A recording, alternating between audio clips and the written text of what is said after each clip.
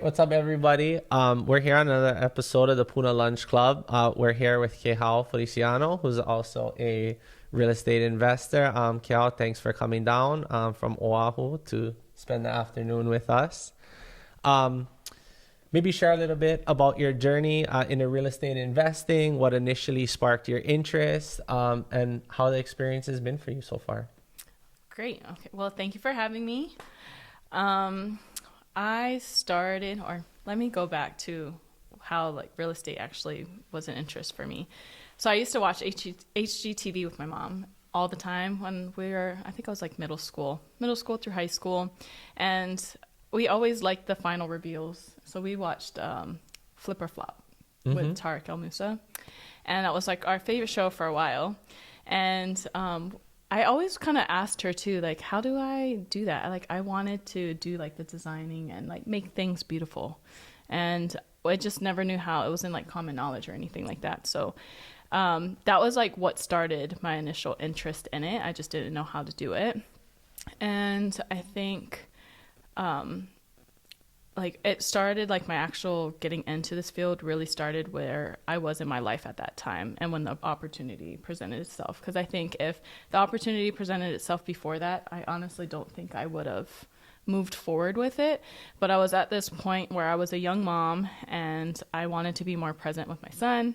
I think at that time I had a lot of the financial responsibilities on my plate, and so I had to work. And I remember the first year that my son was born, on every major holiday I had to work, but Christmas is what really sealed the deal. Christmas is my favorite holiday, and I had to work Christmas Eve, Christmas Day, the day after Christmas, and so I didn't get to spend it with my family how I normally do. And it was my son's first Christmas, and I was just in my feels during all of this that I knew I wanted something different, but I just couldn't leave the job to do that. Because I had to take care of, responsibilities. So a couple months later, I ended up telling one of my coworkers, because we were both in the same situation, we should try this. So we tried a whole bunch of different things, and it didn't work out. But then we were let's try to be a realtor. So we took the course, and then she did actually get her license. But I was no, that's not what I wanted to do. But then Tarek El Moussa was supposed to be coming to Hawaii. So it was full circle, came back. I saw his face everywhere. And so I went to their half-day training. And then I was oh, wow, I can learn more. And so I ended up buying the 3-day training. So I went to the 3-day, and it really gave a teaser into all of these different real estate strategies. And it was enough to get you interested, right, for their $40,000 mentorship. Which I could not afford. I was so scared. I remember I was I gotta leave right now. But I had a whole not binder, but a whole stack of papers of notes that I took. And the presenter, he was really good. He was very knowledgeable. So I asked him how can I stay in contact with you? What can I do to move forward? I don't have 40,000, and I don't know if I can commit to credit of 40,000. Right. So he was just well, you can start with wholesaling. Everybody starts with wholesaling is what he told me. Everybody starts with wholesaling, so you should try that. And I was okay, how do I do that? And he was just here's just a video course. And so I was okay, I can afford. It was $1,000, which is still a lot for me, especially back then. But I was okay, I can do $1,000. So I did that, and then in it, I was okay, I'm just gonna go balls to the wall. I'm gonna do it. And so I opened up my entity and I started doing marketing, and their video did help me and gave me the logistics of what to do, but I was kind of stuck. Hawaii is a different beast, and they were not local, right? And there was no local contacts here, and I was I felt so alone. I didn't know how to do it, but I was gonna make it work. So part of the first ones that I did get into contract, and they were actually on the Big Island. They were on the Big Island. I was I don't even know where that is. Is there even a street marker? I didn't know how to do it. I was on Oahu. It was rough. But I ended up losing my EMD on my first one because I fell out of the J1 inspection, couldn't sell it, locked up too high, and nobody wanted it. Right. After that I kind of took a step back. But then it kind of fell into my lap where I ended up meeting he was pretty much like my first mentor. He was my partner. I helped JV on a deal with him. And then, then I just got started and started doing it on my own. Nice. What were you doing before you started wholesaling? I worked in a call center. And I did sales, and I worked for Oceanic Time Warner Cable at the time, which is now Spectrum. And so I was taking calls and selling cable. So that was kind of like I don't want to say easy transition, but easier that you had the sales background already. Yeah, when people ask me about it, oh my gosh, I remember when I did my first cold call, I felt like I had to throw up. I had to, I was praying that I was going to get their voicemail so I could just leave them a message and they could call me back because I didn't want to talk to nobody. I didn't know how to talk to anybody. Right. You can have all the scripts you want. I remember looking up and, getting all these scripts offline, but they don't prepare you until you actually talk to them. Right. And I think that was the same for me even when I started at the call center. When they were like, hey, you guys are taking live calls. I was like, I don't want to do it. It got better, of course. And so now it's easier to talk to you. It's like not practicing, but learning to ride a bike. Once you do it, you get through it. You might fall down, but you'll get back up and you can keep going. So did you quit the call center and then start wholesaling, or you started wholesaling while at the call center? I started when I was at the call center. So COVID, it was such a weird time, but we started working from home. And because we were working at home, I had more access and more time to be able to do it. Right. And so I was already teleworking, right? And so that gave me on my breaks and stuff like that, I had my computer, I had everything already set up at home. And so on my breaks, I was cold calling or I was following up with people on my lunches and even after. There was one time, that first deal, oh my gosh, it was very time sensitive. I remember when I talked to the partner, he was like, I'm either going to keep it or I'm gonna get rid of it, but you have 24 hours if you can bring me a buyer. That was what it was. And I was like, 24 hours, oh my gosh. And so I started going through my buyers list. I started posting things, and all the while I was working. And in a call center, you can't just get up and walk away. Calls are just coming in and you can't stop it. They just come in. And so I remember there was times that I had put the calls on hold, and I was like, hold on, I will call you right back. And then I would go back. It was a transition, but it allowed me to get started. I think if I wasn't working from home, I probably would make more excuses. But working from home, it just was a no-brainer. I should just do it. So at what point were you able to transition from the call center to wholesaling full time? So my first deal, and I ended up using all of the marketing to keep going. So I didn't end up taking any of the profit from it.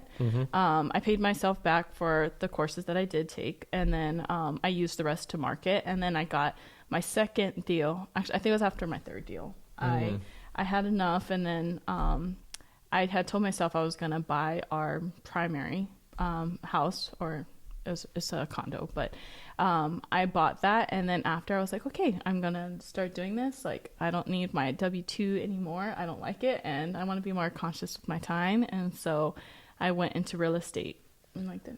So what's the time period from okay, today I'm gonna wholesale to now I've bought my first condo? Oh, it was actually kind of fast. I think so I took that course that I was telling you, that 3-day training, in February of when COVID hit. Right. I think I created my entity in June or July of that year, and then I really started to do marketing on it, and then I got my first deal in October. And then I got right after I got my first deal, I was very thankful that I was pretty much JVing, so I was doing a lot of disposition. So the getting the deal part I didn't do on my first couple deals. I was the disposition person, and that's how we did JV splits on that. But I ended up getting my house that following February. So a year. Yeah, and then I quit a couple months after I got my house. That's I mean, that's super awesome. So you are a mom working at a call center for Spectrum. Yes. And a year later, you quit your job and bought your first condo. Yes. All from wholesaling. Yes. Yeah. What was like, when you look back on that and reflect, what do you think about that? Like, how many years you spent working at a W-2, and then think about once you started working for yourself in the real estate space, what advice do you have for people who may be in the same situation as you? You know, I never thought about actually owning my own home. Like I knew I wanted to, but Oahu is just so expensive, and I think there's like this narrative that like you can't buy a home, or you can't have like your own home here, and so it was just never a thought that had crossed my mind. And then after getting my first deal, I was like, no, I want to own my own home, and I don't want to keep paying rent and things like that. So it was then, like, once I got my first deal, that I was like, okay, I want to start setting aside money where I can quit, but I want to get a house, so I need to get like my down payment together. And I didn't tell my family or anybody that I was looking to buy. My friend who became an agent when I didn't become the agent, right. She was actually my agent, and I was telling her, I was like, okay, I don't want nobody to know if I don't get this, so it's just me and you. We're gonna figure this out. And so I was sending her things like, okay, I'm pre-approved for this amount. And so I did buy the house on my own. And then I think I told my mom then after I was under contract, and I was like, okay, I'm in my J1 inspection period. Can you come and take a look at this place? And then they were like, you're buying it? I was like, yeah. And it was like a fixer-upper condo, but that's what I could afford. And so yeah, I did it. And then they were like, oh, we'll help you with getting it renovated. So I was like, yeah. So they actually paid for my flooring. Awesome. Do you still have the condo, or did you flip it? I actually still have the condo, and we're making it a rental. Oh, nice. Yeah, so that's going to be my rental. Awesome. Well, congratulations. Thank you. On quitting the W-2 and working for yourself. Yeah, thank you. That's always a huge step. What is the connection you see between development and Hawaiian culture? So here, a lot of times I think developing or being a developer is not necessarily looked at as something that's positive. Yes, definitely not. So when I decided to go into real estate, I really had to take a moment to myself and figure out what my intentions were, because like, we want to keep our lands, right? Like I stand for Hawaiian lands being in Hawaiian hands, like full-heartedly. I would love to keep more local families here instead of having them go somewhere else because it's more affordable.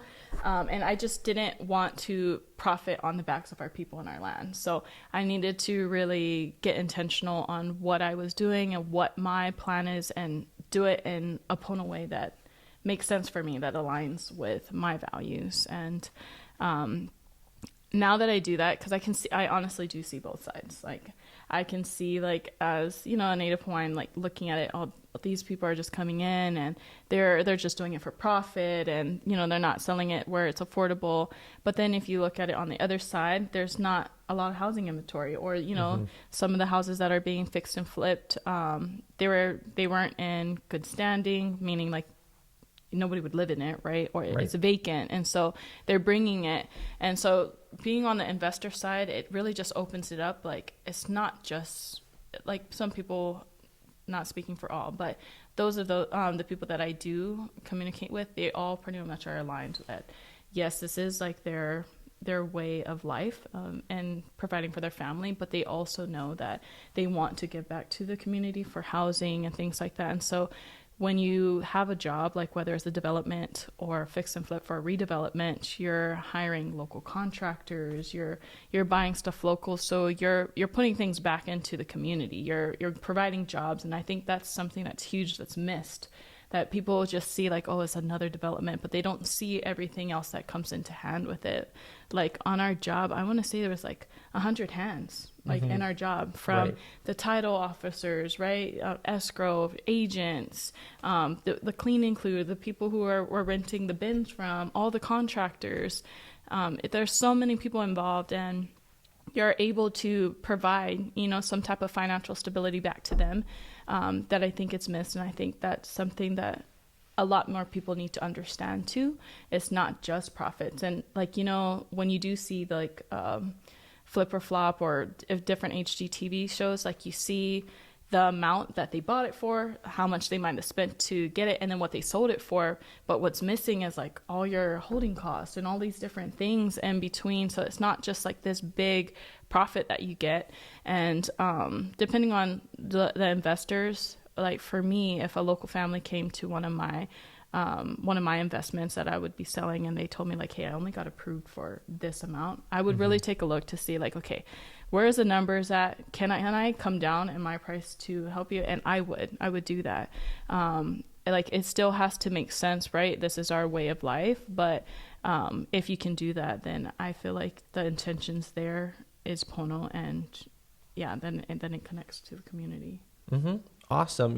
I think something else that, of course, nobody is advertising, but I know people who are actually paying on closings. They're making no profit. You know what I mean? And so there's people out there who view the development as oh, you guys are all making so much money. Yeah. But I don't think they actually understand that there are houses being sold where the developers are actually paying it escrow to close the deal. Yeah. So it's not every house there's even profit to be made. Yeah. But at the end of the day, all those people you've supported throughout the project have all got paid. Yep. So whether you make money or not, you're still supporting, like you said, 100 people who are involved in that project. Yeah. And you may walk away with nothing. Yep. And so I think there's multiple perspectives in terms of how the development is being done, the risk that's being taken there, and then the contribution to the community as well. Yeah. So I think that's definitely a major way, because I think construction and tourism here are the two main avenues, two main job avenues anyway, or what's bringing in the most income for the community is the tourism, and then the construction industry and the growth we're seeing. Yeah. So it's providing a lot of jobs. It's feeding a lot of families for sure. How do you define success for yourself, your business, and your community? So I don't think, for me, it's not just on a money scale or a profitability scale. I think it's bigger than that. For me, success would really look like being able to give back into passion projects. So of course, financial stability and success is part of that, right? Being able to take care of my family, being able to create generational wealth for my kids and their kids, and being able to keep them home, here in Hawaii, is a big thing for me. I want to be here.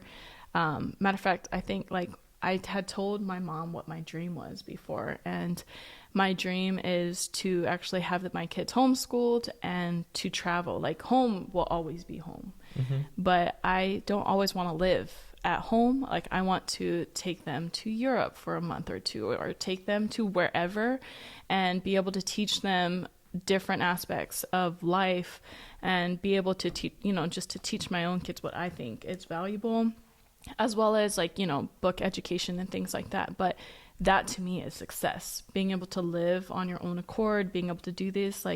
I also want to open up a nonprofit and provide education back to our people. And I feel that is part of, it goes back to development in Hawaiian culture, right? I feel there's a lot of lack in education as far as education and financial development and financial security. A lot of people don't, when you graduated high school, I didn't know how to balance a checkbook.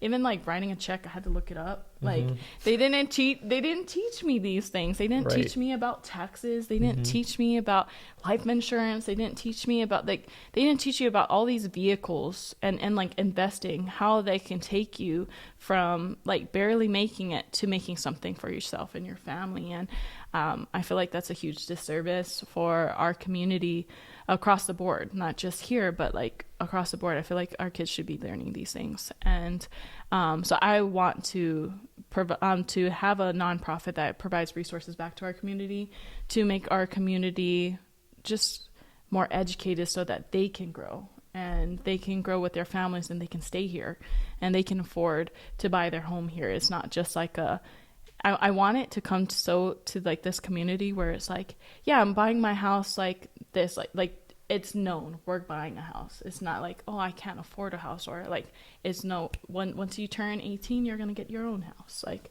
Right. It's just, it comes with it. I want to change that, where we can't afford a house, or not in this lifetime. But that's what success looks like to me. Like, it's not just profit for myself, but profit for my family and my community, and being able to do the things that I want and without a worry.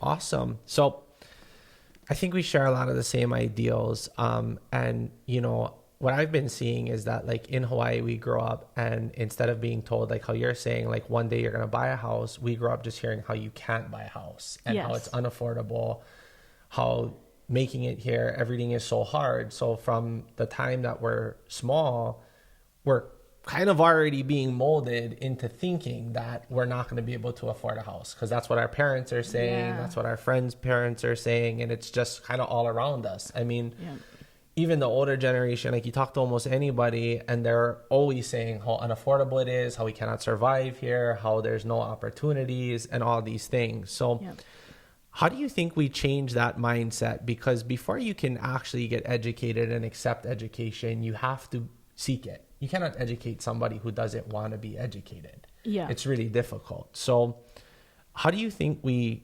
change that mindset and change the narrative, instead of saying you cannot buy a house to you can buy a house, instead of saying there is no opportunity to there is opportunity? So I feel like a lot of it is from our history, you know, like we were oppressed and things like that. And I feel like and this might be controversial, but I feel like we need to break out of like this victim mode and take our power back, and really see what we can do to better ourselves. And I feel like there's so many seats at the table that I would really love for our community to get involved and investing back here at home. And like I said, there's just so much seats at the table, and investing in Hawaii is not going to stop. There's going to be foreign investors constantly. They're always going to be investing here. So if we can give our community the knowledge to be able to grow and to be able to invest here, we would have more of a seat at the table to like direct how we want things to go here. And I feel like we can change that demographic, because if you look at like the demographics of like the pay scales and things like that, Native Hawaiians are like usually at the bottom. Minorities are usually at the bottom, and I want to see us at the top, or like at least in the middle, you know. Like let's have this education where you can use those resources and these vehicles to get out of the current situations. And I think, like you said, it goes back to what's taught, right? Like as a parent, you'd be like, no, you're gonna buy a house, we're gonna buy a house, we're gonna do this or this or this, and it's possible. You can do it, we can do it, so and so can do it, your cousin. Like I just want, you have, like you said, you have to change that mindset. And I think part of it is breaking out of like, I can't do this and it's not possible, and to saying like, it is possible, but how do I do that? And really seeking it. You can lead the horse to the water, but you can't make it drink, like you said, right? So but like being able to have more education, and I think like what you're doing is awesome. Like I had posted on my story what you had, what's that, the scholarship that you were giving. I just like am so in awe of that. Like I thought that was so awesome, because like you're teaching the kids stuff that needs to be taught, you know, and that should be taught, and you're giving them a chance at breaking out of the generational like cycles that are led from before that. Like just talking about like my parents, like my mom and my dad, they made a lot for themselves and for me and my brother, and I'm so thankful for that. But they came from a generation where my grandfather, he was from Puerto Rico, my dad's side, and my dad grew up in Honokaa, and he had a big family. He had a lot of siblings, and they lived in like a one-bedroom, like not one-bedroom house, but they didn't even have a bathroom in the house. They had an outhouse, but it was like a 2-bedroom house. And they didn't think that it was like possible to do more, you know?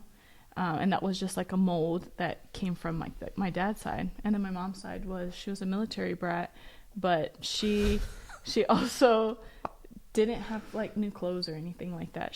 I think she only had maybe 3 outfits, you know? Right. And she was used to like getting EBT, and nothing wrong with that. But like she was used to that, but she was able to break out of that mold and create something different. And so I never had that mold, you know? My dad was in the military, and so I had a lot of different walks of life and seeing different things, and that opened me up. And like my other half, he is from he's a local boy, but he didn't really travel, and it was just like so different, like seeing the different molds. And so like when I had told him like I want this, and he was just like no, like it you could just see there was different things. My parents broke through different cycles, and we came from like 2 different backgrounds, and now we're building things that we never thought that we were going to be able to do before. And yeah, I forgot your question, but I think I went off on a tangent. I think you've answered it. Yeah. Awesome. So real estate investing isn't always easy. I think a lot of people are always questioning kind of, how do I go from where you were, they're at this W-2 or they're at a 9-to-5, and they're questioning like, how do I go from that to maybe where you are now, right? Like buying my own home, investing in your own projects now and stuff, right? And so investing isn't always easy. I think people just get discouraged a lot in the beginning. What are some of the things that you think really helped you in times when you were maybe like, I don't know? Or was it just your mindset? Like you had the mindset from the beginning? Because you kind of seem like you enjoyed the process. But I think there's a lot of people out there who encounter some sort of difficulty and really kind of give up. Yeah. Mindset is huge because like, man, going through the trenches of it, whew. There were some days I didn't think I was going to make it here. Right. And yeah, so mindset's big, and community is huge. Like there's so many resources now. Like your cohort, your mentorship. Before, like when I first got started, I didn't know any local like mentorships. I didn't even know if there was any locals doing it. Right. And it wasn't big on social media at the time. And like actually from doing like my first 3 deals, I actually took a break. I had to focus on my son during this time. But then when I got back into it, I was just hitting like roadblocks constantly. Like my marketing wasn't working out, and I had to switch to a different marketing method. And like business is ever changing, right? You always have to be adaptable. But like whatever I felt like I was doing at the time, it wasn't working.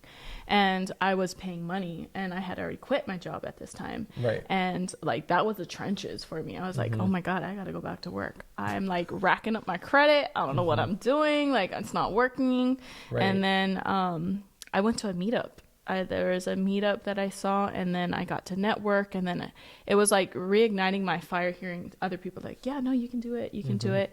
I mean, I didn't get it right away or anything like that, and it still took some time, but that was super helpful. And like having somebody here locally to be able to just like bounce feedback on, mastermind with, is great, because like it's like you said, it's not all rainbows and butterflies and whatnot. Like things get hard, like shit hits the fan sometimes, and you have to like really figure it out, and sometimes you might want to cry, but like it's good to have a battle buddy to like not just like wallow in your feelings, but like figure out how to fix the solution and move forward.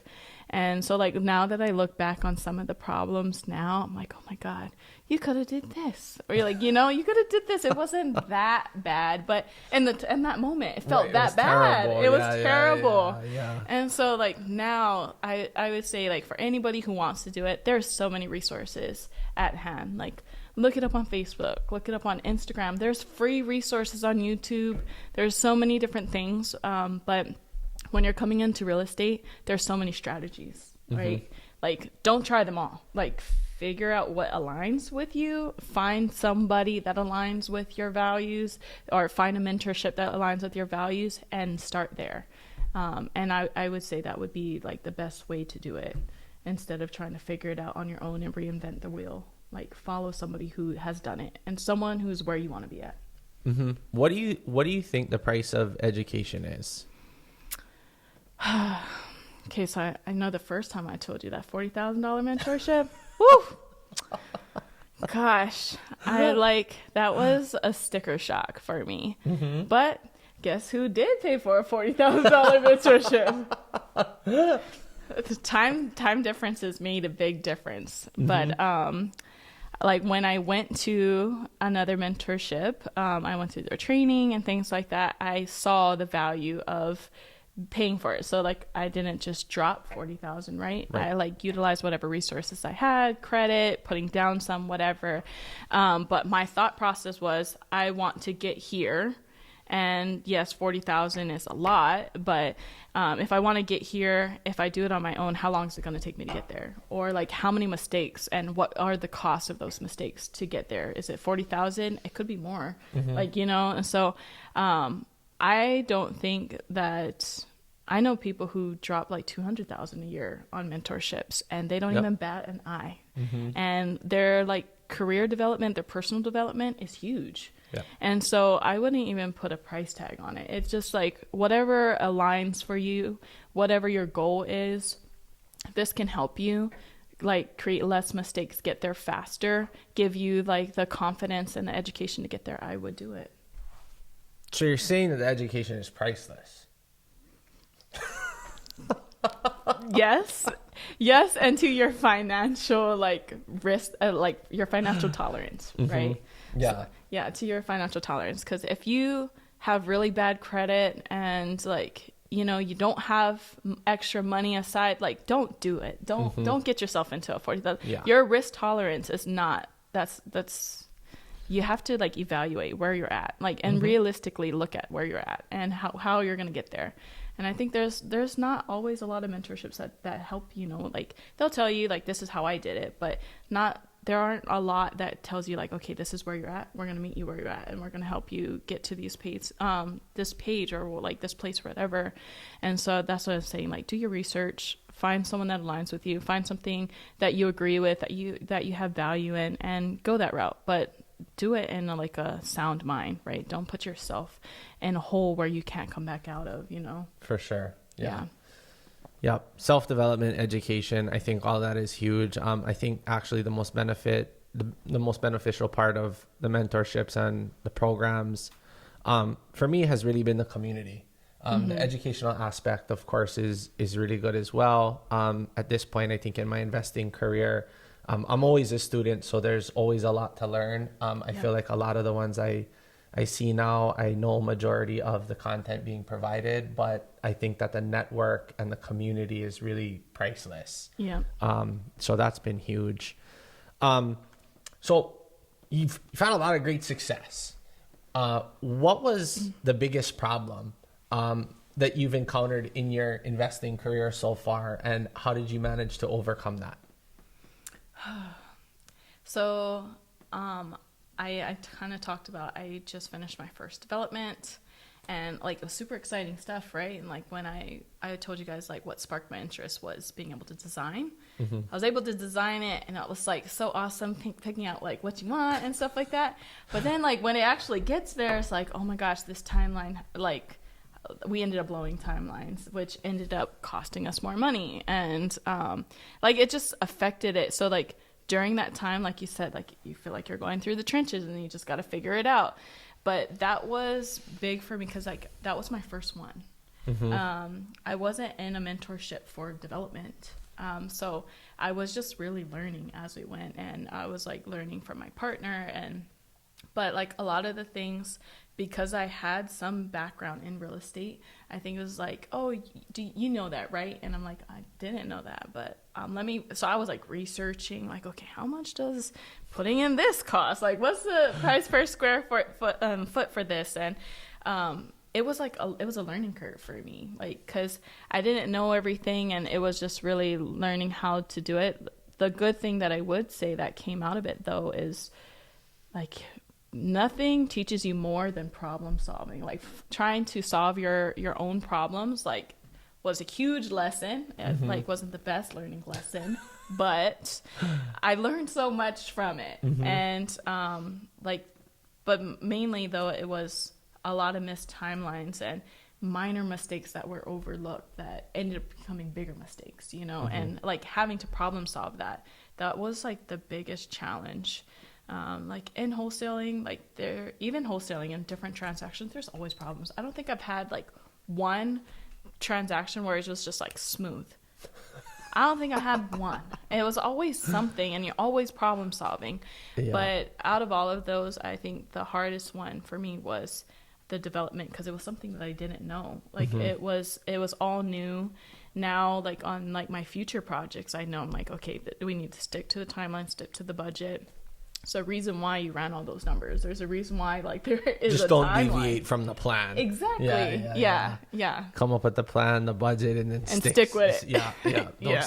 Don't start transitioning in the middle of the project. Yeah, don't get all excited with your silver. What is it? Silver. I saw this new tile. Yes. That's so great. Yeah. Oh my gosh. I was just like, it would look so good with a chevron tile. Let's do the chevron tile. Like, oh my gosh. But it did come out nice. But I'm just like, okay, how, man? Learning lessons, man. Learning lessons. I knew it was the tile. See? I knew that's what threw the whole project off right there. Yeah. So what's the best piece of advice you've ever received? It's not like real estate related, but I was told one time that they said that time is the most expensive currency. Yep. It's something that you can't get back, and there's no value, like, you know, you can't put a value to it. So to use it wisely. And I think of that, you can think of that aspect in multiple areas of your life, but like, I'm just thinking about my kids. Like my son is 9, and I felt like I had just had him. And like, when I think back about it, I'm just like, oh, there's only going to be like so many more Christmases of the Christmas magic. There's only going to be like, I only have so many years of like the Tooth Fairy, and it went by like that, you know? And, part of the reason, like I said, I got into real estate was really to be more present with my son. Like I missed a lot of the things. And, so like taking that advice, I was just like, oh, that advice really helped me get here, because I didn't want to keep trading my time for money, which I was doing with my W-2. I wanted to be more present for him, and like a present mom. I remember always wanting to be that parent that gets to drop off their kids and pick them up from school and take them everywhere. Whereas like I had like help with my parents when all this was happening in my corporate job, and I missed field trips and I missed games and stuff like that. Whereas now I'm able to do it. I'm able to like work my schedule around the things that I find that's important, which is my kids and my family and being present.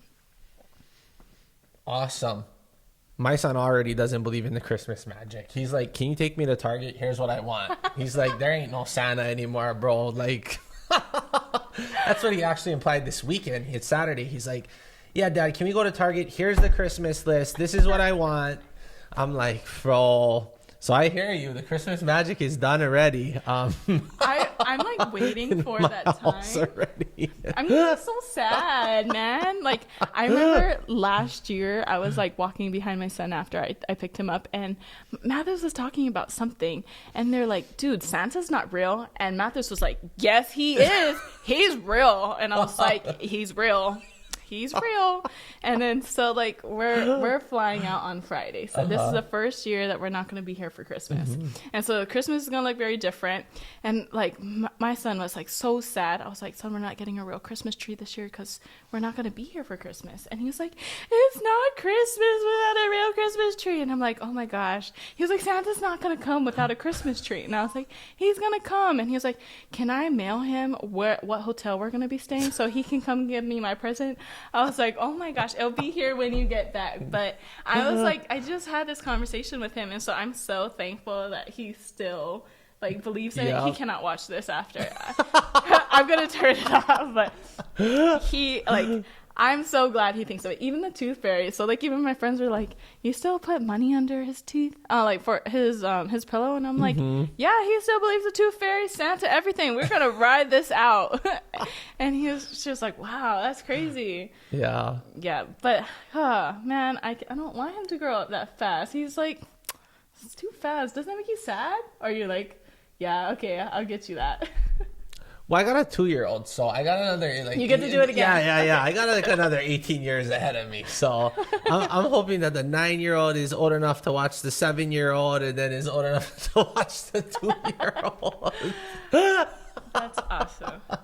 I'm like, when are you gonna be big enough to help Dad? Yeah. Does he help you? Oh, sometimes, but when all 3 of them are large enough, then we can get a lot of things done.